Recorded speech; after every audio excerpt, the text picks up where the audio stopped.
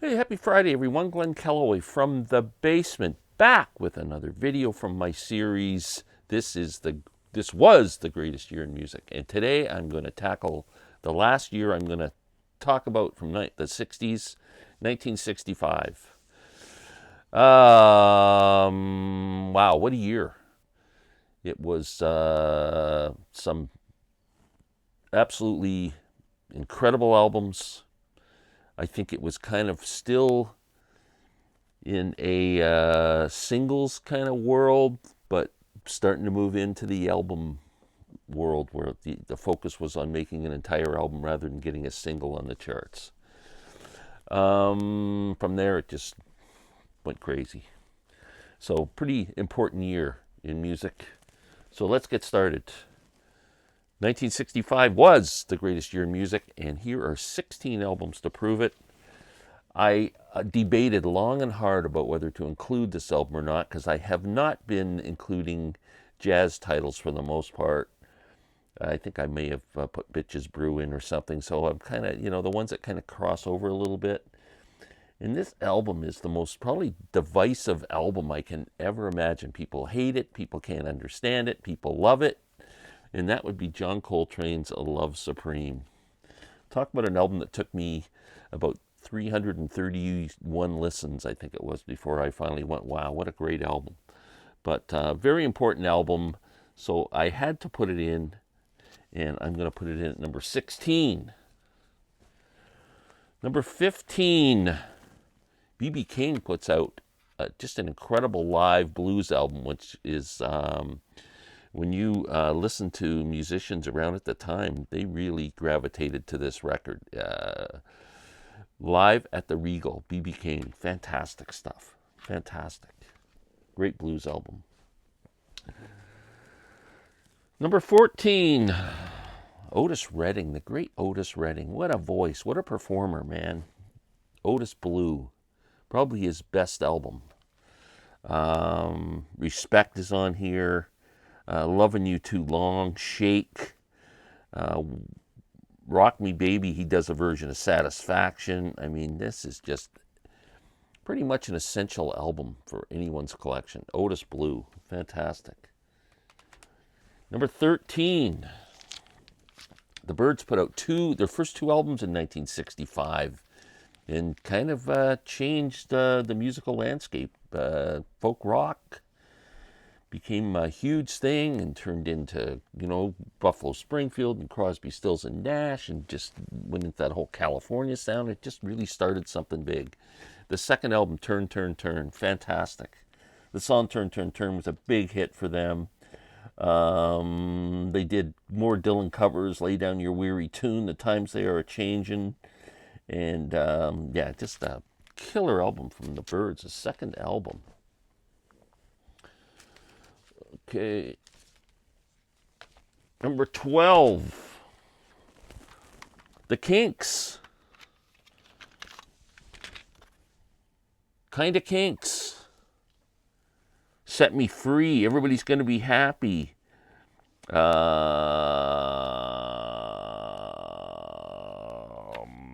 Kinks were becoming a huge thing, and of course they screwed it up and couldn't tour in the States, which really affected their record sales. And this is a pretty good album. All their early albums are great. The Kinks, Kinda Kinks. Number 11, Stones are going to show up a lot today. Because 1965, man, the Stones were just putting out monster hits. December's Children is going to be the first one I'm going to show here. It has on it Route 66, Get Off of My Cloud, I'm Free, As Tears Go By. Awesome album from the Stones. Number 10, more Stones. Out of Their Heads, out of our heads, out of somebody's heads. Wow, Last Time's on here. What a great song. I Can't Get No Satisfaction. Probably just I don't know. It's one of the great songs. Play with Fire's on here. Out of Our Heads, Rolling Stones. Next, I love this album. Love and Spoonful's debut album, Do You Believe in Magic? What a great song that was, man. 65 just had so many great songs on the radio. Do You Believe in Magic? Did You Ever Have to Make Up Your Mind? Younger Girl, all three were big hits. And this has a lot of blues songs on it, some kind of jug bandy stuff, but just a really strong album if you've never listened to this. It's not just a singles band. These guys put out some pretty good albums.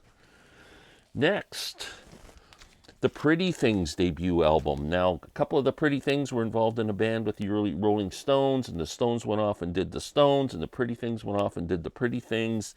And if you listen to the first Stones album and listen to this, you close your eyes, you can't even tell the difference. Exactly same style of early music. And if you like that early Stone stuff and you've never listened to the Pretty Things, do yourself a favor and listen to that debut album. What do we got left here? 7. Number 7. The debut from the Byrds, Mr. Tambourine Man. What a great record. This was really when I started to notice Bob Dylan. The whole year, because like a Rolling Stone came out, this album came out, and on the back cover there's a picture of Dylan with the Byrds. I don't think I'd ever seen him before.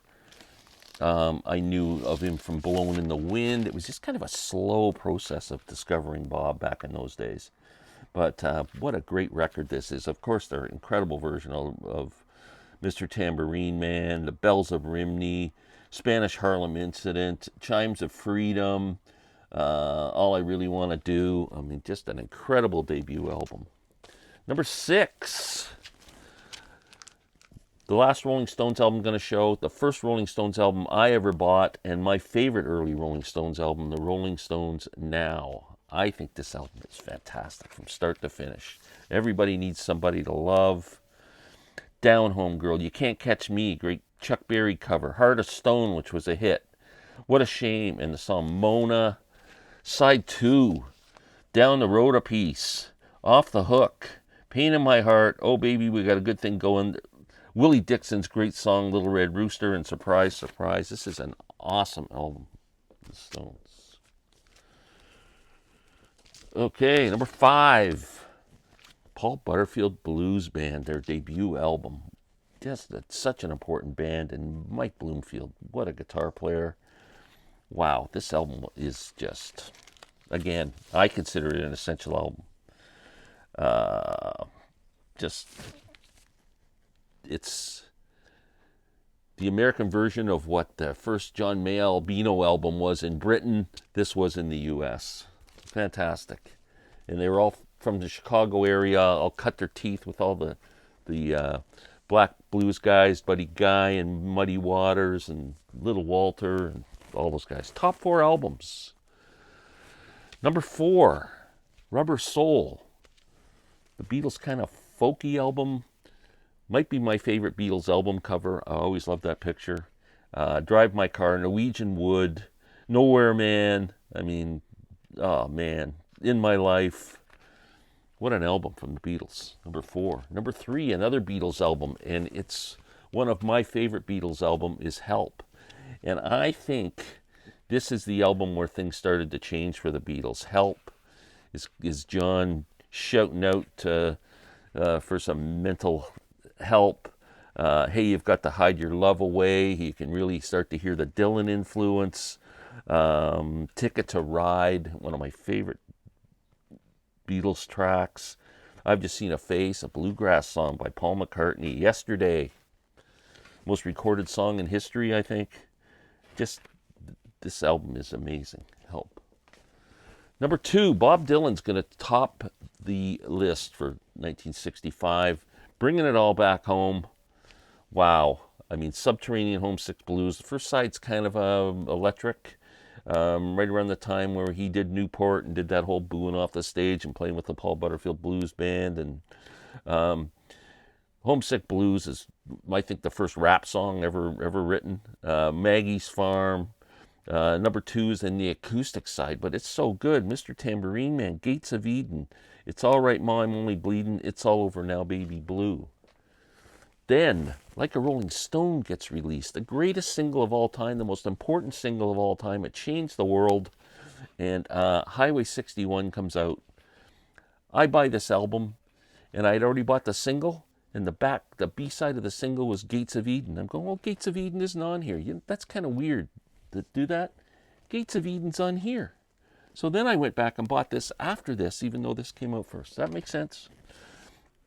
But Like a Rolling Stone, like I said, I can't even describe how important I think that song is. It takes a lot to laugh. It takes a train to cry. Ballad of a Thin Man. Wow. Highway 61 Revisited, just like Tom Thumb's Blues and The Incredible Desolation Row. These two albums are just incredible. Okay, that was 1965, and it was the greatest year in music. And there were 16 albums to prove it. Now, you know whose turn it is? Yours. Let me know what you think. Thank you.